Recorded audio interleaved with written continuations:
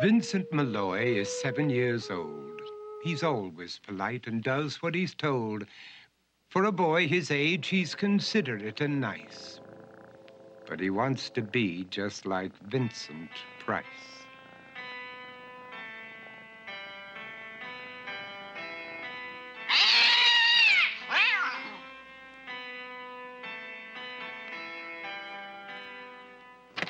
He doesn't mind living with his sister, dog, and cats, though he'd rather share a home with spiders and bats.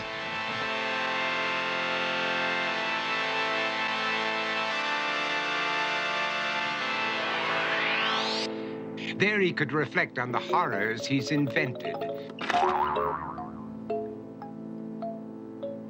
and wander dark hallways alone and tormented.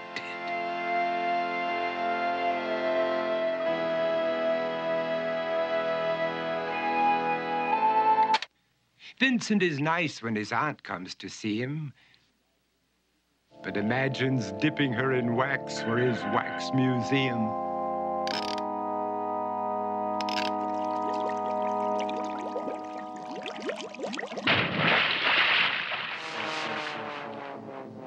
He likes to experiment on his dog, Abercrombie, in the hopes of creating a horrible zombie.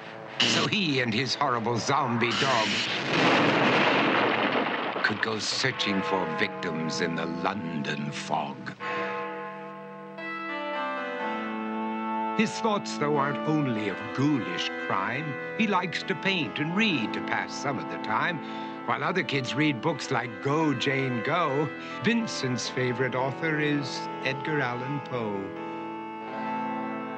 One night, while reading a gruesome tale, he read a passage that made him turn pale. Such horrible news he could not survive, for his beautiful wife had been buried alive.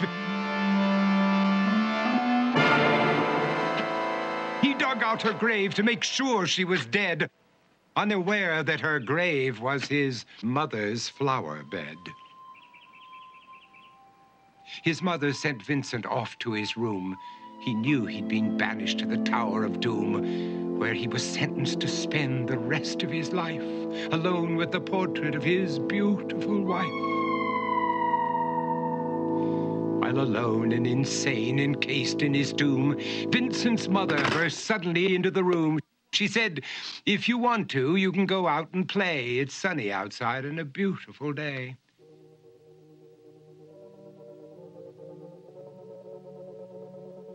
Vincent tried to talk, but he just couldn't speak.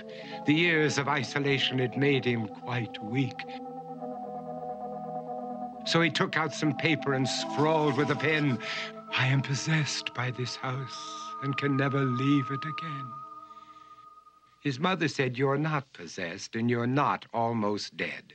These games that you play are all in your head.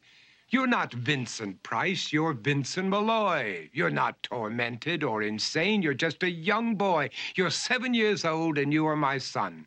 I want you to get outside and have some real fun." Her anger now spent, she walked out through the hall.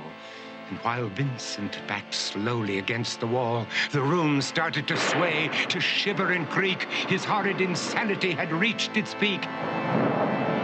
He saw Abercrombie, his zombie slave, and heard his wife call from beyond the grave. She spoke from her coffin and made ghoulish demands, while through cracking walls reached skeleton hands.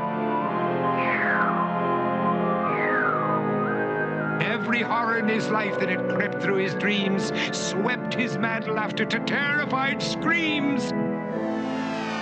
To escape the madness, he reached for the door, but fell limp and lifeless down on the floor. His voice was soft and very slow as he quoted The Raven from Edgar Allan Poe. "And my soul from out that shadow that lies floating on the floor shall be lifted nevermore."